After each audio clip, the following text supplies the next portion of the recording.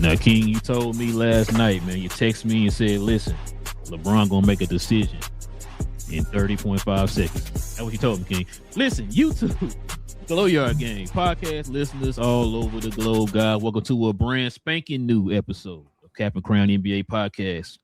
Talk about all things NBA related over here on this channel, man. Like we said before, it don't matter what team you root for, man. We talk about all NBA teams over beyond. Listen, we definitely appreciate y'all, man. If you're new to the channel and you're into NBA content, hit that subscribe button. Join us here every Monday, Wednesday, and Friday, y'all, as we get our NBA talk on. And also, too, if everybody could do us a favor and hit them likes as well, that helps out the channel in more ways than you know. All right. Also, too, if you guys have any questions or any comments, we ask that you add a C and C in front of your question or your comment, so that way we know you're addressing us and not your fellow Glow Yard members. Add that in front of your question, your comment, and we'll address those toward the end of the show. But if any super chats come in, we'll address those first. All right. Well, King, we got special guests in the building, man. You already know. We've been kind of getting some guests here on the channel, man, here this offseason, kind of get a lot of people's perspectives of their teams. Because it's been a pretty interesting offseason, man, to say the least. You know what I mean? So we're going to get to it here. We're going to bring them up here on the stage here in a little bit. But you already know, man, before we start anything on the show, we got to stop and show love to the sponsor of the channel. This I Was Told segment is brought to you by the folks over at Fanatics. Fanatics is the world's largest collection of officially licensed fan gear from all the leagues, teams, and players you love the most, including WWE. You can earn fan cash to redeem when your orders, jersey protection for when your favorite player is traded or changes teams.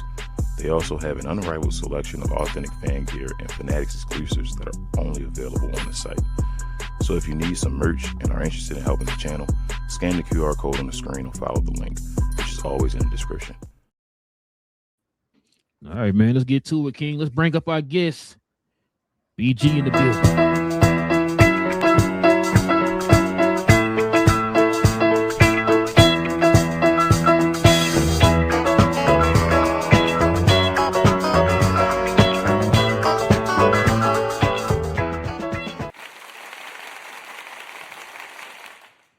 Tell me y'all ain't tell me y'all was gonna put the Sixers music on with it too, man. Y'all had me over. Don't bob your head, man.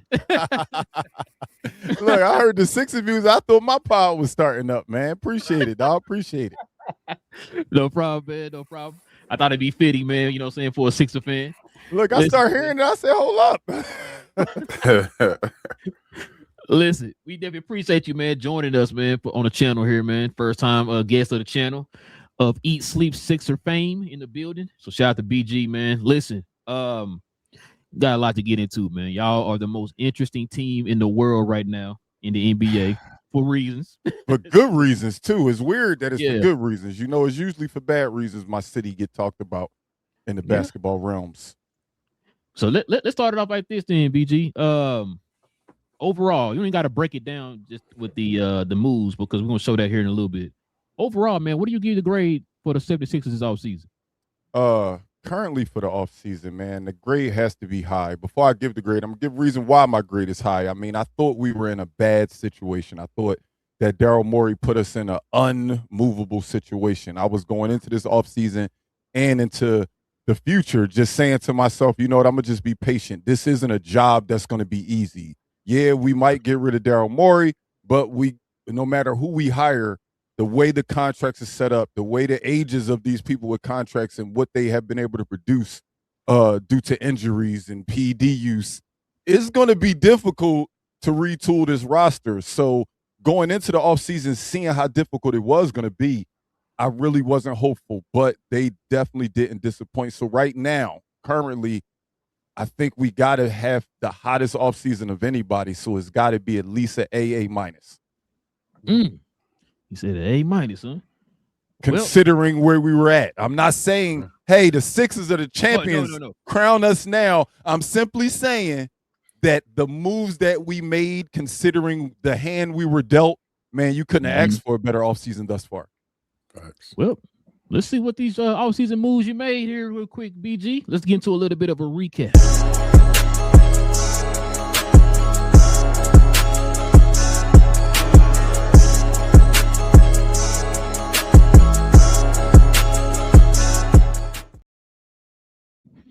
Okay. Let's see what y'all did this offseason, man. Let's put that in the people's face here. So check it out. Here's the offseason moves right here, y'all. So check this out. So y'all drafted how you pronounce his name? BG. LeBaron Philon. LeBaron Philon. Yeah, he been balling too, man, here in the summer league. So shout out to him. Y'all signed Dean Wade. That was pretty interesting. This was a move of the summer so far. Y'all made a blockbuster trade. Paul George, 2 firsts and 2 seconds for Jaylen Brown. Y'all signed Anthony Simons. That was just a couple weeks ago. Y'all signed Ariel Hockpurdy. Hockpurdy, yeah. Hockpurdy. From the Knicks. Okay. He was on the Knicks bench. Oh, the center, the backup center. Yeah, he was on the Knicks bench. Yeah. And then y'all got Jabari Walker back, and then Dominique Barlow. And is that Johnny Janae Broom? Yeah, it's pronounced weirdly. It looks like Johnny. We'll just call him Johnny for the night. Okay. And it says here y'all still have 14 of 15 roster spots filled with flexibility still left. Correct. That's crazy. The moves man. that were made were beautiful, man. Early on with the draft pick of Philon, I can't lie, I wasn't, oh my God, head over heels about it, because I'm saying to myself, we got another guard. Why did we get another guard when we have Tyrese Maxey and VJ Edgecombe? I think we should have been focusing on getting a replacement, not a replacement, a backup, a valuable backup for Joel Embiid, in my opinion, considering what we had. So I wasn't thrilled wholly with the draft pick. Then the addition of Dean Wade, I like the ability of having a stretch four. We never truly had a real stretch four that could be consistent. Guys like PJ Tucker over the years, Tobias Harris was so wishy-washy, just nobody to really fill that role. No. Wishy-washy in the way of one day he'll give us 24, the next day he might not shoot 4 shots. Mm-hmm. That's what I mean. What he did with Detroit this season. So salute to him. He definitely had a solid season. As much as we hated him in Philadelphia, man, I can't deny what he was in Detroit, and I think is going to be continued in San Antonio. My opinion, I think he's the perfect piece for the Spurs going into them. But back to the Sixers, that Dean Wade pickup. That Dean Wade pickup was huge because we haven't had that type of stretch four in a while. And not to bring race into it, but I hated the fact that the Sixers were the only team in the NBA without a white player on their team. How does that even happen? I get it that the sport is 90% black, but how you don't have one Caucasian player on your roster? So I was happy that we did that. But then the splash, as you mentioned, man, to get rid of Paul George's contract at his age and to bring on a superstar, and all you gave up was future first rounds and 2 future first rounds, 2 future second rounds, and not even our most valuable picks, by the way. We actually have more valuable picks that I was surprised that we didn't have to give up to Boston. So that was definitely the splash, obviously, of our offseason. And I really didn't think it was possible. I didn't think it was true when it first happened. And then we followed up with big moves, like you said. Anthony Simons, I think, is excellent offense off of the bench. Brock Purdy, I said, remember what I told you on draft night, I wasn't excited when we got a guard. Bring Brock Purdy in. I'm not sure what he can be. The Knicks didn't give him a lot of time to show what he was, but I'm interested to see what he's going to be. And not the guys that we bought back, I'm fine with. Jabari Walker, Dominic Barlow. I think Dominic Barlow's ceiling is a little higher than Jabari Walker, but I think every roster needs a Jabari Walker. I think every roster needs a Jabari Walker, a gritty guy that's, you know what, we down 20, we about to sit these starters, go out there and still fight. He going to go out there and do that. So I don't mind him being on the roster. I'm not naive enough to think that we're going to have a bunch of superstars throughout the roster. With our starting lineup being so superstar heavy now, man, we got to fill out our bench with good role players. I don't need the best players. I need the best players in specific roles. And we haven't done that over the years. And that's always been my issue with the Sixers is I believe in the Joel Embiids and the Tyrese Maxeys of the world. But then when they got to come out the game, when Joel Embiid only plays 36 games in a season, what's going to happen then? And that's been our problem over the years. But I'm liking the new regime. I can't front. Daryl Morey, you put us in a bad hole. But man, oh man, Mike Gansey and Jameer Nelson are showing this wasn't an impossible feat. I forgot I had Jameer. Yeah, I forgot. Yeah. Yep. How much of college hoops are you into, BG? How much of LeBron did you know about before you guys drafted him? So I actually can't say that I watched. I am big into college basketball, but I can't say I saw a lot of LeBaron Philon in college until the week of the draft, and people were saying a maybe for him. So everybody that was a maybe for us, I did look into, and man, he's a bucket getter. He's today's type point guard, and when I say today's type point guard is, hey, I can be a facilitator, but I also score 20 buckets. Yeah, bro, I've been watching him. That he won't be asked to do that in Philadelphia. But the fact that he has that ability, the fact that that we can rely on him. Hey, Tyrese Maxey, we don't need you to play 42 minutes a game this year. That's huge in my opinion. I'm not expecting that guy to come out here and win Rookie of the Year off the bench, but I am expecting him to step into a role as our backup point guard, and he's showing a hell of a lot in the summer league so far. A hell of a lot, man. I got a follow up from him, bro. Can I go on real quick? As far as your team, I had a question. The pecking order. I guess a two-part question. What do you think, I guess, your team will do as far as the pecking order of your squad? And then what would you do as far as the pecking order? See, that's not fair. It's fair because it's the type of questions you're supposed to ask, but it's not fair because these are the problems. I always sit up there and I tell myself this is what they're supposed to do, and guess what? They do the opposite. So what I really truly believe, I do still believe this is Joel Embiid's team. They're going to try to win surrounding Joel with the right pieces. Yes, having Jaylen turns us into a different type of team. Yes, Tyrese Maxey's ascendance into superstardom has turned us into a different type of team. VJ Edgecombe's ability at such a young age is weird to say, damn, y'all still going through Joel, but I really truly think they're going to go through Joel in a way that he doesn't have to be the Joel of his MVP year, but he'll still be the focal point. Because be clear, we're not winning a championship if Joel Embiid's not healthy. A lineup of Maxey, VJ, and Jaylen Brown sounds exciting, but we're not winning the East, let alone the finals, without the help of Joel Embiid. So I think it's still going to be, the pecking order is still going to be Joel, Maxey. Ooh, that's actually different. That's hard, man. But I say who's second? Like Joel.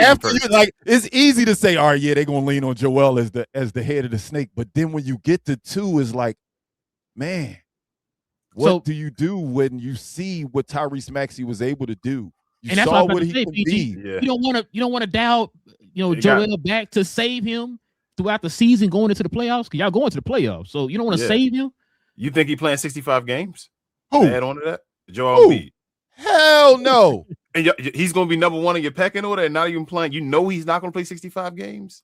Last year, he wasn't number one in our pecking order. I mean, he was number one in our pecking order, and he only played 36 games.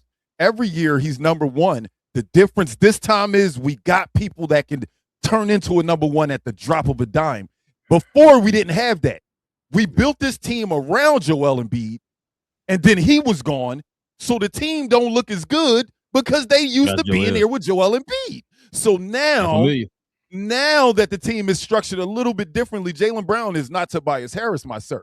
Jaylen Brown has not Ben Simmons. We got a superstar in his prime for these times where Joel Embiid's only going to play 36 games. I am 100%. So you asked me what the pecking order should be. It should be, hey, we need you, Joel, but damn it, we're going to sit you as much as possible. If it was me, he wouldn't play more than 2 games a week. Why? I'm not playing him 2 games a week. He's proven if he play any more than that, he's not going to be healthy in April and May. I need you healthy April, May, and June. I've seen it. I've been bamboozled for 12 years telling me how good this guy is. I know how good he is. He's amazing. I was in the building when he scored 70 on Wemby. I was there. I seen how amazing he is. I saw him get gagged out of an MVP and then get an MVP he didn't deserve. I know how amazing he is, but his availability is the issue. I'm not playing that man more than 2 times a week. Who's y'all backup center, BG? So right now is a Dembona and Hawk Purdy, obviously. That's right, a Dembo, because Andre Drummond. We got rid of Andre. Well, I don't want to say we got rid of Andre Drummond. We didn't retain Andre went to New York, right? Mm-hmm. Yes, correct. So, okay, I'm gonna ask you this question because you just said Embiid only gonna play 2.5 games this year, right? Do you trust Bona? Do you think he'll make? I'm not saying he's gonna make a stupid leap to where he's improved player of the year and all that type of stuff. Do you think he can improve a little bit more to where you know Embiid not going to be there, we can kind of lean on him a little bit to just hold it down until Embiid comes back from whenever he comes back. Yes and no. Yes and no. I trust him to be a Dembona. I do trust him to be a Dembona, but over the years with Embiid missing more games than he's played, the problem isn't can he hold it down while Embiid's out. The problem is with our backup centers is we bring them in to be backup centers and then they are thrusted into a starting role. They get a certain type of confidence to themselves, and then a week later their role is changed. And then a week later their role is changed back again. Now that week later, it's very difficult to be Joel Embiid's backup because you don't really know what you're signing up for. We've had the names Dwight Howard, Montrezl Harrell, DeAndre Jordan. We've had solid backup centers, but what they were backups, and then they were thrusted into roles of, hey, we might need you to start 28 games in a season, and they weren't ready to do that at the time. A Dembona being younger, I do trust that he'll hold up more, but we lose so much having a Dembona. We lose so much, but it does. But with an extra scorer now, it gives me a little bit more confidence. Remember what I said. I'm fine with Joel Embiid playing 36 games this year because I feel like we have the guys that can still make us a top 3 seed in the East. Because that's what it comes down to. If we're a top 3 seed in the East and we got a chance, I feel like when we the 6th seed and a 7th seed and an 8th seed and we got to go through these juggernauts early, we not ready. Because we already haven't gelled as a team. Because guess what? Embiid probably missed the last 2 weeks of the season. Facts. That'd be my biggest thing. I can feel confident. They be like, Embiid's going to be ready for the playoffs. Oh, wow. But y'all, we the 7th seed. And Embiid hasn't played in a month. You think we just going to come back and be amazing? That'd be my issue. We need somebody that they're not switching his role every 5 seconds. And I think the best we can get out of Embiid is 42 games. I think that's the best case scenario. Let me play devil's advocate in a way. And it's not really because I think the Sixers, I think y'all got a chance to win a chip this year. Let me say that first and foremost. That's a fact. But say it one more time real quick. Real quick. Bro, I have no problem saying I have no team over here. So BG, I think crazy. The 76ers have a chance to win the chip this year if y'all play it right. Crazy. But it's you got to. We'll see what happens, and y'all still got one big puzzle that still might be there. We'll talk about later on. But yes, as far as you say, Joel Embiid being there, and not being there, I think a lot of time, especially during the playoffs last year, myself and Rel, we talked about. I said the 76ers were a sleeper team last year. Like if things happened and guys got healthy, you could possibly do stuff because you have a bunch of talent, and you usually have a bunch of talent. But that up and down, as far as guys missing time and all, usually changes guys' roles, like you said, and guys don't understand what they're supposed to do. So, like, you'll see a VJ kind of like struggle in the playoffs, but that's because he's kind of in a different role now. Like, I feel like he didn't really understand where he's supposed to be, kind of in his rookie year to be like, well, where am I supposed to be? So you kind of understood it. I say all that to ask you, do you think with those type of things and even Embiid playing 42 games this year and even being prepared for that, do you think that could be a hindrance as well, though? Like, say that happens and Embiid is healthy going into the playoffs and then he goes away like the first game of the playoffs and you're like, oh, man, now we switch up into a different type of offense or defense completely. Does that kind of do you fear that at all? That actually is always a fear of mine. I'm one of the people on my panel of guys on East Leaf Sixers that I just won't lie. I'm just not going to sit up here and just hype the fans up and make them act like everything is sunshine and rainbows. Like I legit worry about what the health of Joel. Everything is dependent on that guy's knees, on his body. I won't even say his knees because as you can see, last year we lost him for appendicitis. So it's all dependent on his body. And to answer your question, no, I'm always worried about that. I'm always worried about that because I've seen it for so many years. And to your example, I saw it so much with VJ this past year. We got a guy who's top 5 in the NBA in fourth quarter points and clutch points. And then in certain fourth quarters, he just didn't know what to do because Joel was there. It's like he got passive. He got passive in certain situations because it's just like, well, I know I'm the rook. I'm the kid. Like I'm not supposed to. I'm not so. And don't get me wrong. There were times where he took that big shot. There's times when he made it. There was times when he missed it. And I think that was great experience for VJ. But there was a lot of experiences where he fell into that situation. Well, I'm out here with a guy making $200 million. I'm out here with a guy making $180 million. I'm out here with a guy making, damn, I'm not supposed to be shooting this shot. And that's where it got weird for VJ last year. But I think him and Tyrese's relationship, and I think bringing in a Jaylen Brown type player, that I think our locker room just overall gets better, man. I think we got guys that I think will want to play with each other.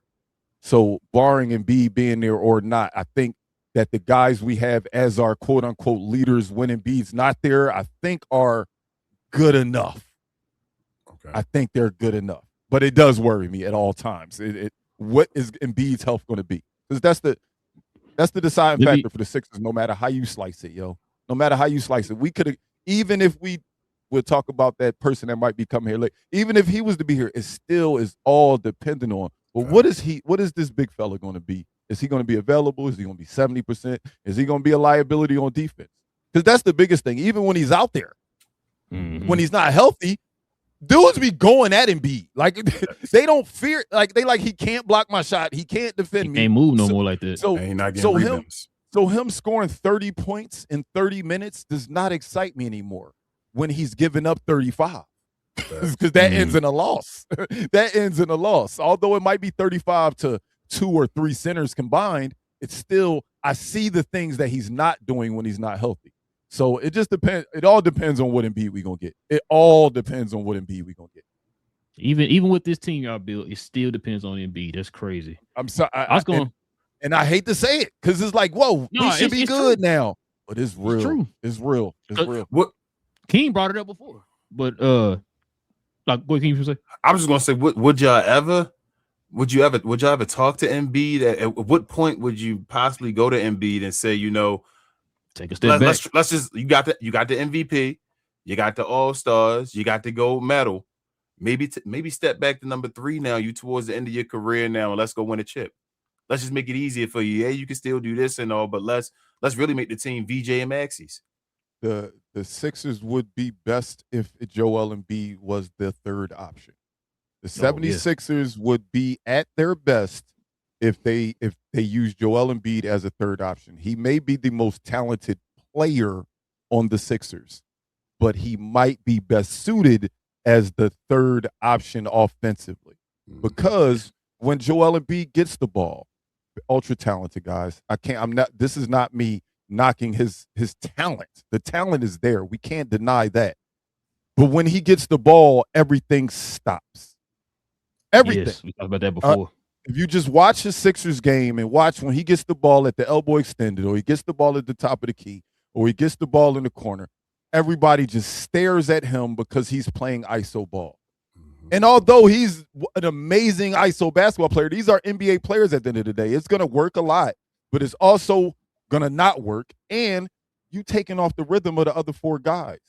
Tyrese Maxey isn't a stand in the corner guy. PJ Edgecombe isn't a stand in the corner guy. We got athletes now, man, and going through Embiid slows these athletes down. And that's the scariest part. Is I know he's the most talented player on the Sixers, but is he the right person to be our focal point to win a championship? I don't know that yet. I don't know. I got to see how they play when Jaylen Brown there. Because all the facts that I have for the last 12 years is that it's a no. Because we've tried every type of scenario with Joel Embiid. We tried every type of player. We've given them Jimmy Butler. We've given them J.J. Redick. We've given them James Harden. Ben Simmons was here. We've tried every type of situation with him other than a superstar in his prime. Now you have a superstar in their prime. James Harden wasn't in his prime. Paul George wasn't in his prime. Jaylen Brown is in his prime. Now, let's see what we got. I got a couple questions for you, BG. First one, you brought him up, BJ. I think me talked about him off camera. That was the guy who kind of drew me to the 76ers. I like that kid, man. Getting to Jaylen Brown. I know we talk about him being a better version of PG at this point in his career. But thing is, he's not PG. He thinks he's a number 1 option, right? We talk about Maxey pretty much being a number 1 option type player for y'all last year. And then, of course, you still got Joel. Do y'all feel like with these additions on the team, that's going to kind of hinder VJ a little bit? Or you think that this will be better for VJ? In a way, I think it can help. In a way, I think it could hurt. I think being in a veteran locker room like this, One, you just added an NBA champion, Finals MVP, and Jaylen Brown. Tyrese Maxey has gotten so much great playoff experience in the last 2 years. Joel's been around the block. Dean Wade being in that Miami culture for so long, and no, he was in Cleveland. Was he in Cleveland? Yeah. Cleveland. I'm so sorry. Being in Cleveland, that that organization. I think just being in that locker room, seeing VJ reminds me a lot of Tyrese Maxey, where I think they are sponges and just want to continue to get better. Whether they're scoring 10 points a game or whether they're scoring 25. It's very rare. Like, it's weird seeing Maxey be this type of guy because of how talented he is. You expect him to be so much more, I don't want to say cocky, but more superstar-esh. And he literally just goes into every season saying, yo, I just want to be 1% better every day. I'm going to try to get 1% better every day. And I felt like, one, he gave us that, and I feel like he took, like, seeing a young guy like Maxey take a younger guy like BJ under their wing like that, I know from afar you guys didn't see how it matured, but it was beautiful to see over the season the kind of cohesion and the camaraderie that those two built. So I don't think him being in this locker room being with a lot more expectations. That's what I'll say. I won't even say with a lot more talent. That's going to have a lot more expectations this year. I don't think that's going to deter him and make him say, well, damn, I guess I'm fourth fiddle, or I guess I'm fifth fiddle. I think BJ's the type of guy to say, all right, well, guess what? Now I ain't got to go that hard on offense. Now I'm going to be the best defender in the league. Ain't nobody on my team hitting jumpers. I'm working on my jumper all season because now I'm going to get even more open jumpers because we just added a Jaylen Brown and a Dean Wade to the lineup. It's different now. It's not Dominic Barlow standing there that they don't got to guard. They got to go out to Dean Wade. Oh, I'm going to get easier shots. And I think I'm not trying to be naive and act like everything's going to be perfect for the Sixers. But with that kid, I see a kid that wants to work and wants to win. I see it every single day, and I feel like it all came from Tyrese Maxey. I'm not taking nothing away from what BJ's upbringing and the dog that's within him. But I think the pairing of him and Tyrese was so perfect. It was so perfect, and I feel like they best friends. I feel like they best friends out there. Yeah, I remember I told Keen that about a few months ago when I was talking about these two being the pairing in the backcourt. I talked about how they have a relationship with one another, and to kind of piggyback what you just said, that's where Maxey is right now. He's with BJ watching him play over. Wasn't he put it in the Euro baskets right now? Yep. Yeah, he's been winning the whole time, watching him play in the Euro baskets and stuff, supporting him over there. I'm gonna ask you this right here, BG, because I think King, like King said, I have a chance to to win a championship this year with how the team is constructed. Mm-hmm. How long are you giving this team to kind of click? You know what I mean? How many games into the season are you giving them where it's like, okay, you get to this point, y'all better have it figured out? How many games you giving them? I'm big on Nick Nurse. I'm big on holding Nick Nurse accountable. Is what I say. Yeah, I definitely are. I get it. The players are the players. The players are out there doing things, but I watched this team not be set up for success. I watched this team not make adjustments, and that comes down to coaching. So I think with this much talent, you got to look at Nick Nurse and say, yo, you got to be able to get this job done as well. It's more than just on the players. It's more than just on the players, man. I was the guy that said that if I wanted Morey and Nick Nurse gone when the season ended. We only got rid of Morey, and after about a day, I thought about it. I said, well, if we would have fired Nick Nurse and we would have fired Morey, we'd have been paying Morey, Nick Nurse, the new GM, and the new coach. I wouldn't have been cool with paying them many people. So I'm cool with holding on to Nurse. Nurse, we retooled for you. So it's up to him, dog. It's up to him to manage these personalities, to manage this talent, to figure out what makes them best. But I won't put a timeline on y'all better get it together now. Although I'm very critical of Nick Nurse.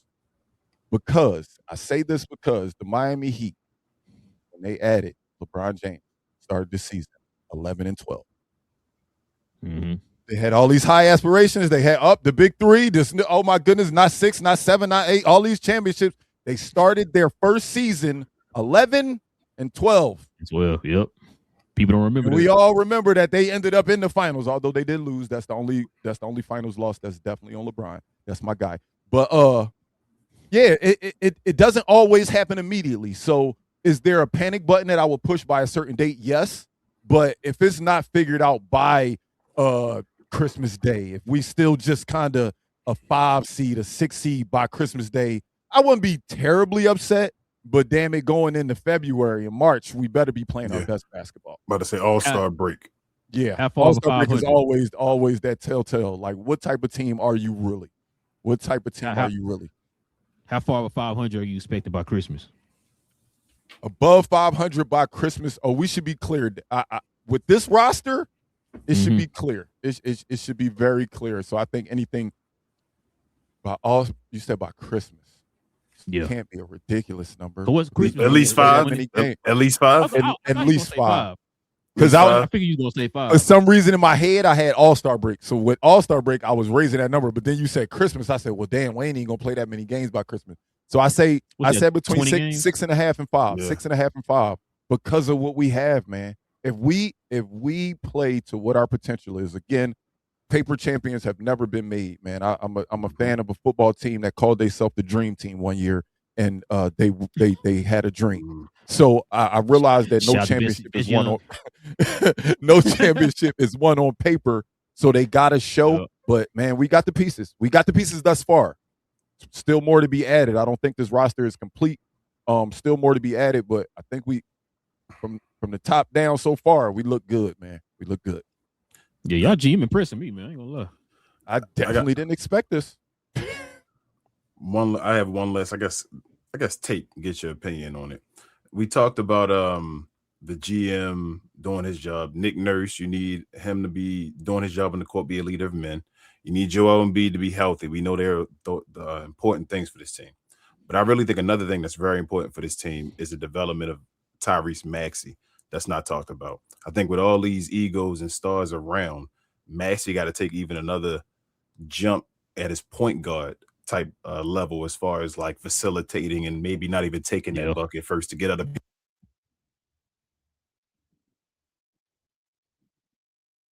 Can't hear you. Can y'all hear me? Oh, I think you went out, King. You went out. My mic gone. Oh, How you feel? Like, there you go. Oh, there we go. There we go. My mic. Yeah, you good. We can hear you now. Yeah, we hear you now, King.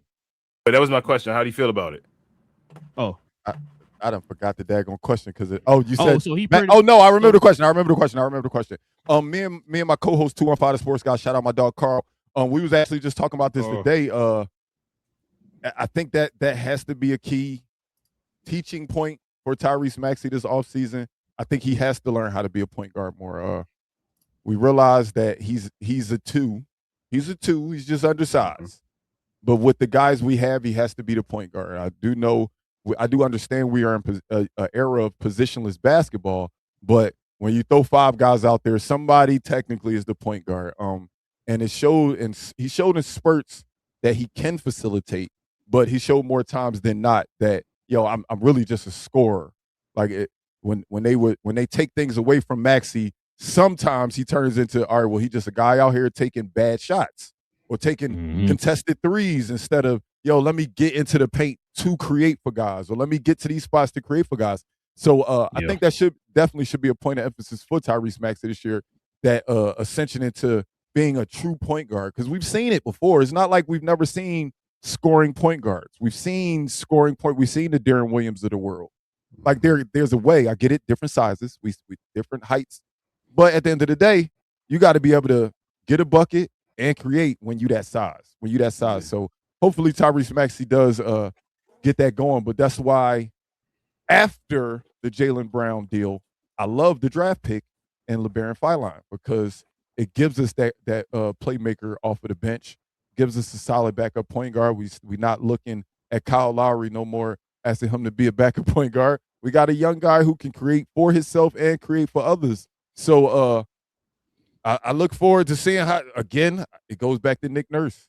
Nick Nurse asked this guy to play 40 minutes a game last year and scored 30 points a game last year. Where's the accountability? Where are the coaches that's making him be a point guard, making him be a facilitator? That's what it's going to come down to. Do I think Tyrese Maxey has the ability? Yes. Do I think he's been put in the best position to show that ability? No, I do not. Okay. And you guys can hear me again, right? Yeah. Yeah. Okay. Yeah, basically he got to tone back to Allen Iverson right now. He got a team around. That's what I was just thinking. That like you feel me? Like think he Iverson. AI didn't have that team around him like he do right now. So you gotta be later on AI, do a little more passing, get that 10 assists like they don't remember AI got. But It's difficult. It's difficult. Tyrese Maxey's had in his career with us so far, he's had so many different types of roles, and now that he has a true role, it's getting changed again. So it's like it's weird, man. It's weird. It's like just when y'all tell me I'm the man, not saying he's still not the man, but you bring in pieces that make me have to dial back the man that I am. In a way, Mm-hmm. but the competitor that Tyrese Maxey is, man, I don't look at him. I don't look at him and see him cowering away from the challenge of becoming a better point guard. I just don't. I keep it real with my players. If I think you soft, I'm gonna tell you soft. If I think you ain't got it in you, I'm gonna tell you I don't think you got it in you. Tyrese Maxey not one of those guys. Like I haven't seen an obstacle that he shied away from and wasn't able to conquer yet, other than winning the championship.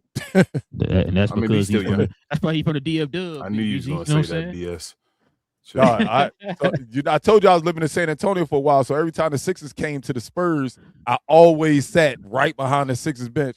And I'm just looking like, damn, Tyrese Maxey bring his whole family out for these damn Spurs games. Man. So I can imagine what it's like when he go to Dallas. I can imagine what it's like when he go to Dallas, because in San Antonio, he bought a whole lot out. So matter of fact, every player that comes from the DF Dub, man, that plays here, they hold like Julius Randle, all of them, family be packed in there. PJ Washington, same way, packed. Y'all only got like 2 players from there. Damn. That's shots, bro. Every day, all day, bro. On this show, talking about somebody from some city. So many people from this city, man. It's crazy.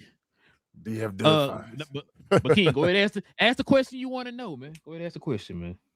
Are y'all getting LeBron James, man? That's what everybody want to know. Hold man. On. Are y'all getting LeBron, and do you want LeBron? Yes. Oh, hold on. And I got a follow up since you want to add on a follow-up. Damn, hold up. How many? Hold on. And are you getting Bronny? And do you want Bronny? That's what we want to know as well. And after that, BG, do you? No, all right, man.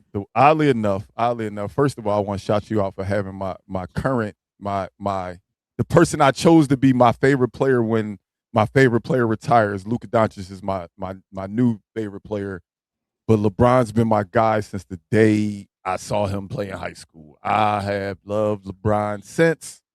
I think he is my GOAT. I see your Mike jersey back there, but he's my GOAT. I don't want to argue about that today. Not today. I don't want to argue about that that'll today. That'll be another hour and a half, 2 hours. Just so BG is just gonna say, check out that video. As a Sixers fan who would love to see his favorite player all time finish his career with you and possibly win a championship, because he comes here, that moves the needle a lot further. And I personally think Vegas will have us at least the second or third favorite to win a championship. So as a lifelong LeBron fan and Sixers fan, I would definitely love it. But then I understand that. Well, what is LeBron James on this team? Does LeBron James take on a 5th scoring option role? Is LeBron James the right type of player to come in here and say, all right, well, I want things to change? And I tell people straight up, I said, you know what? I get it. I get the narrative on LeBron James over the years, but I think 42-year-old LeBron James ain't chasing that type of situation no more. I think right now he's saying, I want another ring. And the best way to get it, in my opinion, would be to come to us, dog. I'm going to be honest with you. I think we should get him, dog. I think we should get him, but I'm not pressed to get him. As y'all can see, my energy is very high for the current Sixers roster without LeBron James. Now, don't get me wrong. I would never, ever, ever say I don't want LeBron James, because I think those Sixers fans are delusional. I don't want him to come over here. I don't want to deal with all the hoopla that come with LeBron. I'll take that hoopla. With the people that will have surrounding him, I'll take that hoopla. So that's what I'll go with. I'm not pressed to get LeBron. The super fan in me wants LeBron, but just yo, I'm a Sixers fan and I only want to focus on what's going on with the Sixers right now. If it happens, I'll be super hyped. But if it doesn't happen, I won't be crushed, man. I like the moves thus far. Everything is playing into shape, and not having LeBron James won't hurt us, but having LeBron James will 1,000% move the needle in our favor. Not saying crown us immediately, but it'll definitely move the odds in our favor. Boy, if y'all win a championship, that's gonna be like another New York Knicks effect, man, in the NBA. That's gonna be crazy. I don't know. I think we're gonna tear the city up. I don't want to talk about this because I feel like we're jinxing it. But I don't think we're gonna tear it up as bad as we did for the Eagles. We're gonna tear it up. We're gonna tear it up. But we ain't gonna tear it up as bad as we did for the Eagles. I think we needed the Eagles Super Bowl more than we need a Sixers championship. Last one we won was in '83. Yep. And we are thirsty for it. Don't get me wrong. We want it bad, but I don't think we'd tear it up as bad as New York tore up their city last month. They went crazy. Oh, they went crazy, bro. Crazy. Because the difference is, as much as the bad rap that Philadelphia gets, I wish you got some somber violin music you can play in the background. Is the bad rap that we get in Philadelphia is wrong, man. We not as bad as them. Like, you could come to our city in your jersey and support. We gonna talk crap to you. We gonna be mean.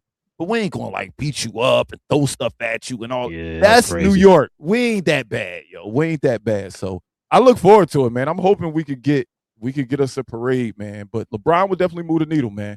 I think if I'm LeBron James, though, I'm gonna throw the question to y'all as I answer it. If I'm LeBron James, this would be my order of selection right now. It will be Philadelphia, Golden State. No, Philadelphia, Cleveland, Golden State. Where will you rank? If you were LeBron James, where would you go? Top 3 teams. But I go the best case scenario, Philadelphia, because I think that would give him the best chance to get his fifth ring. I think Cleveland, because that gives you a great chance to get your 5th ring. And it's familiar. It's home. Who's going to be mad at that?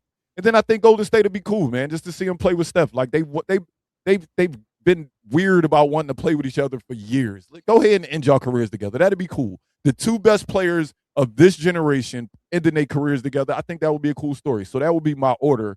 I don't throw Miami in there at all. I hate the thought of LeBron, Giannis, and Bam. What's that? A weightlifting contest team? They just want to show who got the most muscles. I don't think that team is going. I get it. You got Bam at his peak. You got Bam at his peak.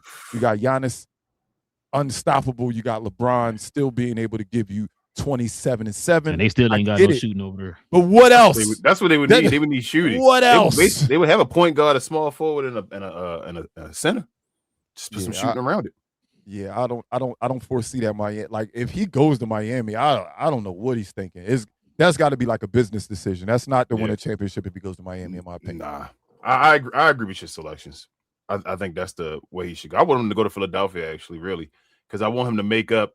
If they do win a championship, I want him to make up for the hate that LA gives to him, even though that he got them a championship. Like, they never loved LeBron James in LA. It was always a Kobe, LeBron. That's a Kobe city. That's a Kobe city. It wasn't. LeBron would have had to win like 6 championships. Yeah, I was about to say he had for him to like really be somebody. He had 3-peat at least by himself or something like that. So, but if he goes to Philadelphia and helps y'all win a championship, he's gonna be loved in Philly forever. It don't matter what position he as far as in the pecking order. I agree. You think Rel gonna put a LeBron Sixers jersey up in the background after we win it? Nah, he the LeBron hater.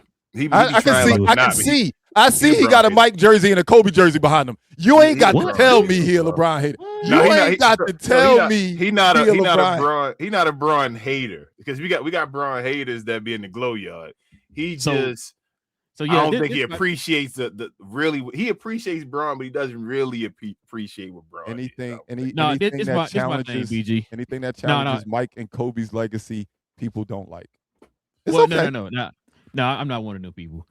I tell folks all the time, because we got folks in the glow yard that just hate him no matter what he do, right? I'm not one of those people. I appreciate greatness no matter who it is. You know what I'm saying? I grew up in that era where we had a bunch of people that if they played today would get disrespected because they don't have rings. But growing up, the Patrick Ewings and the Charles Barkley, those guys were respected because they were great players, right? Mm-hmm. I respect LeBron James' game. I do not like the extra stuff that come with LeBron. I don't like the manufactured narratives and all that stuff. I don't like the fact that it's all about him no matter what the situation is. And that type of stuff kind of gets old after a while. It's like, bro, you're too good for that type of stuff to be what people think about first. let people think about your game and how great you were as a player. The same way we thought about those other guys growing up as being great players. That's the only thing about LeBron I don't like. I don't like the extra stuff. I don't like it.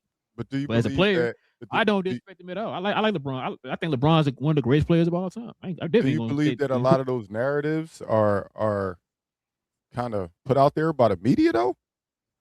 media. The 23 seasons that I watched LeBron James play basketball, he played a lot more basketball than he was in front of a camera making a statement about anything. He did a lot more of that. I think the people that talk about LeBron create these stories that make people have that feeling about LeBron. LeBron doesn't do nothing but play a lot of basketball. That's all he do is play a lot of basketball. It's sometimes part of his crew though as well, BG. Yeah. I think the issue, so if it was just like a Stephen A. Smith and Skip, we understand that. Like, they're just being knuckleheads trying to get hot takes. But you got Rich Paul, Maverick Carter, and Nick Wright, and Shannon Sharp, the guys that we know, Draymond Green on the podcast and all that stuff. Guys, just throwing out stuff. And it's like, yeah, you can glaze LeBron, but like, you don't got to throw out, damn, he the GOAT and all. Like, it's like they playing a propaganda type thing. I always, like I say, understand where he's coming from. I think LeBron is second greatest. Like, I don't think Kobe legacy touched Bron. Like, I'm not afraid to have that conversation with any Lakers play. Like, I love Kobe. Like, Kobe in my top 10, like the same thing like Ro just said about LeBron and all. I'm like, Kobe's great and all, but he's still a carbon copy of Mike. Like, let's not forget what he was. But I don't think LeBron touches Michael Jordan at all. Like, their peaks are two different things. I do think LeBron is the greatest floor raiser of all time, but I think Jordan the greatest ceiling raiser. The biggest equalizer there ever was. That's what I think of Michael Jordan. So it was all you admitting that it was all about Michael, and it was Mike too. It was the same thing. It's just we in a different era. But Mike was just always winning. Is when we was kids, man. The only difference is it wasn't these platforms right here where three guys could just voice their opinion, and then that opinion might go to somebody, and it might become another body's opinion, and then it might become fact, and then people run narratives. That's the only difference. We're living it and experiencing it more than we were in the past. This is the same world that was in the 90s. It's just in our face now. That's the only difference. That's why LeBron, I don't want to say that's why LeBron receives so much hate, but that's fuels a little bit of the hate is because we see it all now. We just didn't see it all in the 90s and in the early 2000s. But in the social media era, it gives us more reason or more cause to quote unquote, I don't even want to say hate, to be critical of our superstars. And it don't help BG too that the people, like I said, some of the people are pushing the guys that are associated, right? We got we got Rich Paul. That's the biggest. Like, that's the biggest problem is the fact that his right hand man controls the NBA. Yes, and I've told King this before. We told the Glory Yard this before. It don't matter if LeBron's telling Rich Paul this. It don't matter if he isn't telling Rich Paul this. You already know that every opinion, especially when it's swaying towards LeBron and knocking everybody else down, people are going to point to LeBron, no matter if Rich Paul's talked to LeBron about this or he didn't talk to him about it. You know what I'm saying? And I think that's what a lot of what people kind of like getting tired of. You know what I mean? It's just like, just let your game talk itself. Like, the people, you never see Jordan coming out here saying, hey, man, I did this. Remember, I did that. I did this. Or having one of his homeboys on the podcast. Marvin Shaw or something like that. Yeah, Marvin Shaw coming out like, this guy LeBron couldn't do this or nothing like that. Yeah, you feel me? Like, come on, man. What are we doing, man? Like, and it's to the point too, BG. Like, no matter how much his circle or whoever you want to call it come out with these narratives, people's opinions are not going to change of them. And if I've told King this before, if anything, this is continuing to hurt his legacy because you got people. Because the first thing people think of when they think of LeBron is we can sit here and talk all day about the great things he do on the court. But for prime example, BJ, what's the first thing he always said, King? I'm just getting tired of the narratives. That's what people's minds go to first. Now, if that's what your mind goes to first of your basketball game, then that's a problem. Yeah. No matter if it's his fault or it's not. You know what I mean? That's just what comes with the territory of working with LeBron. Working with LeBron James. That's something that comes with it. I hate it for him. That's something that comes with it. I want you to be known for what you did on the court. I want to be 20 years down the line, man. Listen.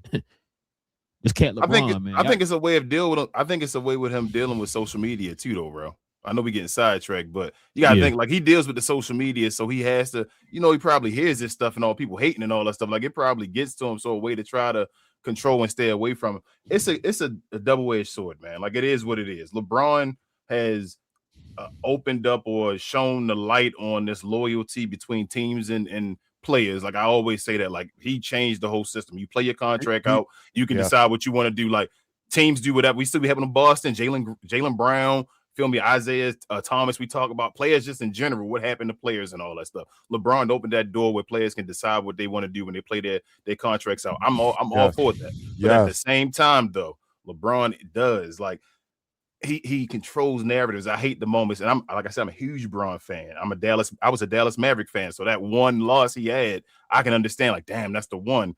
But I remember like when he lost to Golden State and got swept, that my hand broke and stuff. Like that's the kind of stuff. Is like Michael Jordan would have never did that, Bron. Why are you trying to get you showing off? It's like you want people to be like feel sorry for you or so in a way, and it's like you don't got to do that, bro. Like, yeah, you almost put up 50, you got swept and all that stuff. Just deal with it, come out stronger the next time, and go do what you do. Not my hand was broken, so I could have did a little bit more, and we would have won some games or something like that. No, you wouldn't have.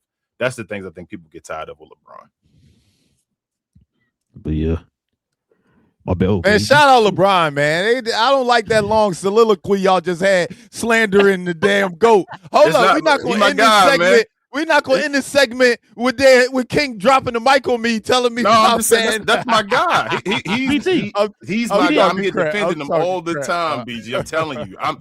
When you see the comments, probably when we get to the comments, it's probably going to be people talking about Bron and all, and I'm going to have to defend him and all that. But when we get to Jordan, when we got to debate guys on levels, I got to call out every weakness you got when we compare you to Jordan. That's how I feel. I'll compare him to Kobe, and I'll give you the 4 finals MVPs, and Kobe can't do that and touch that. I'll give you all of that. But when we get to Jordan, it's a different story. That's just how I feel. All I got to say, BG, go watch our last. Yeah. We'll watch our last. Yeah, watch our last show. We talk about it all day. Say less. Look, I gotta pull up when y'all just talking that. When we not just talking Sixers, I need that invite. Yeah. I need that invite when we just debating all hoops. Just let it be known. I need that invite. For sure, man. All right, let's get to this. Let's go turn the page here, man. Let's get to matter of fact, let's show some love, man, to the merch of the channel, fellas.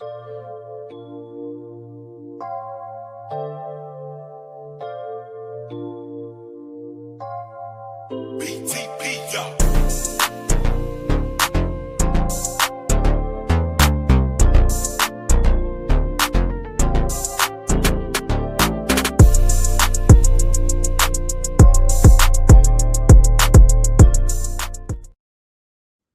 Yes, sir, ladies and gentlemen. If you're interested in the merch like the shirt I have on, the NBA on NBC themed cap and crown shirt, simply scroll down to the description box below. Click on that link to our site, and it'll take you right to the site. Check out all our merch. And, of course, for the members, you already know. If you're a member of the channel, you already got that permanent discount. You use it as many times as you want. Just our way of showing thanks to you guys for showing love to the channel in that special way. Say love. So scroll on. Yeah, go scroll to the description box down below. Check it out. All right, man. You got a lot of this is what I was talking about earlier, BG. We got a lot of comments and questions, man. So let's go ahead and get to it, man. Comments and questions. Yeah, try to get through as many as we can, yeah. Let's get to it.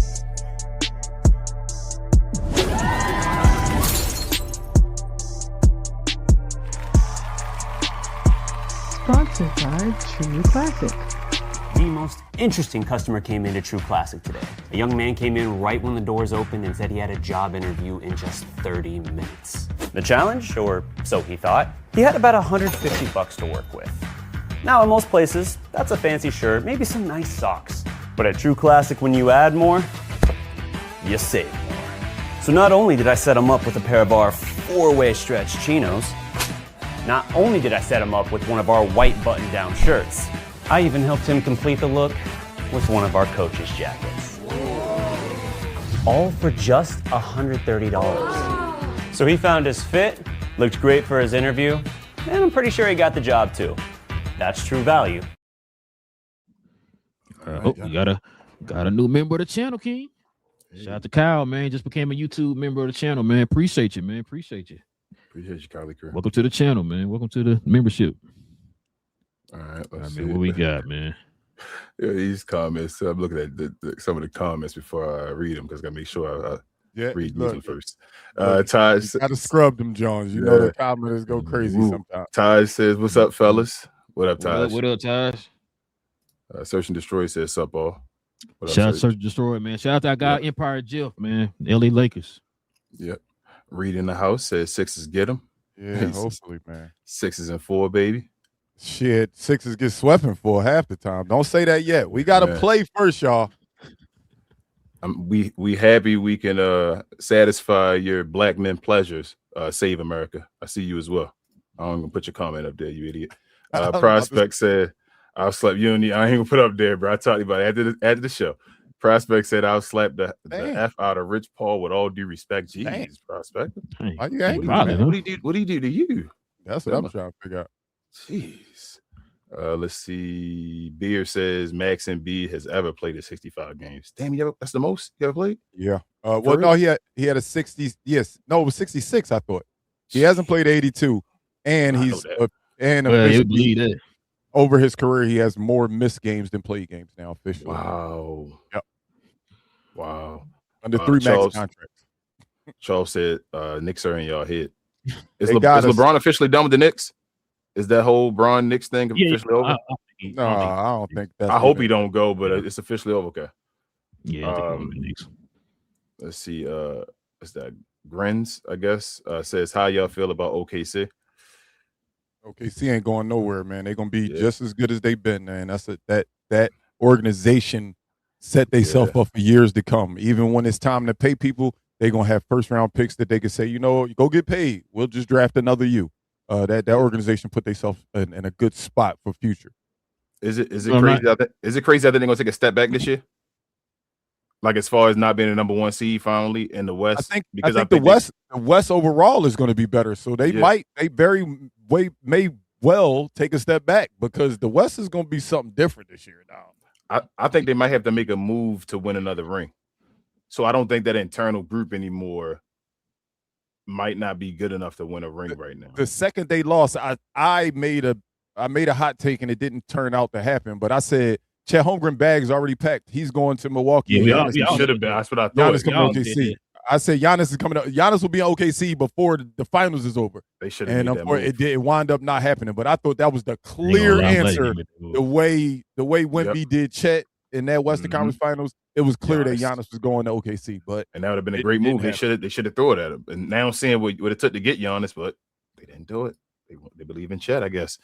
Sir said Embiid giving y'all a consistent 25 and 8 and 60 plus games to the 3 seed. That would be amazing. 60 games would be amazing out of Embiid. 25 and 8. I think he could do that. I think he could do that in his sleep, and I would love to get a top 3 seed. I think that positions you in the best position to win a championship is to be one of those top 3 seeds. Prospective also says, gotta let Max be great. Shaq let Kobe be great, and it got them a 3-peat. Yeah, but Shaq wasn't beat up like Embiid is right now, though. They was 3-peat. Yeah, Shaq didn't have 2 other guys on top of Kobe. You know what I'm saying? Like it was just him and Kobe. You got this VJ. 2004. Yeah, you need VJ. You need who else? JB. Wade. You know what I'm saying? So yeah, like you got some guys now, man. You know what Anthony Simon. Anthony Simon's off the bench. And I forgot about Anthony Simon's coming off the bench. Grins also said, "Yo, I'm happy for y'all. Y'all got JB." Huge, man. Getting rid of that Paul George contract and adding a superstar like JB, I couldn't ask for a better into the summer. Did you have any idea that would happen? Not zero. Okay. When it came across my phone, nobody saw that, bro. When it came across my phone, I thought it was a lie. I said, this is because my first notification wasn't from Shams. So I said, man, whatever. And then the Shams one came through. I said, I know this ain't real. Yeah, King sent me that. I'm like, wait a minute, what? Yeah. I didn't hear y'all name in that. Bro, that was the thing. It was nobody had talked about it. I think Boston just took a swing at the fence after they didn't get Giannis. I think they wanted to get Giannis. When Giannis chose Miami, they just looked at every offer, and I guess our 4 picks was appealing to him. And Paul George, I guess, because Paul George showed a lot last year. Let's be clear. Outside he did 25 games, Paul George actually looked like, you know what, I could be a number 2, 3, maybe still. Not a number 1, but I could be a 2 or 3 maybe. So I don't think Boston got completely fleeced in the trade. We definitely got the best end of it. But I don't think Boston like, oh, my God, they're going to be trash by no stretch of the imagination. How old is Paul George now? 36? 36. He might fall off a cliff soon, though. Yeah, that's what I'm Might just saying. It's hit at the end. That's what, remember what I led with when I said it's not just the Paul George contract. It was the Paul George contract at his age. At his age, that contract seems impossible to move. That's why I thought there was no way we was gonna be able to move it. That's crazy. That is crazy. Beer said Bona needs some offense and stop fouling. Facts. He's gonna foul. He's gonna get you at least 5 fouls in 12 minutes. Hey, he was all right beginning of the season though. I ain't saying he was like no all-star or nothing, but he was. Hey, his ceiling is Theo Ratliff. He could be an amazing shot blocker, energy guy, rebounder. Okay. But he's not disciplined. He doesn't have the mental. Like he's a good defender, but the things he lacks to be a great defender gets exposed. He jumps off his feet. He wants to block everything.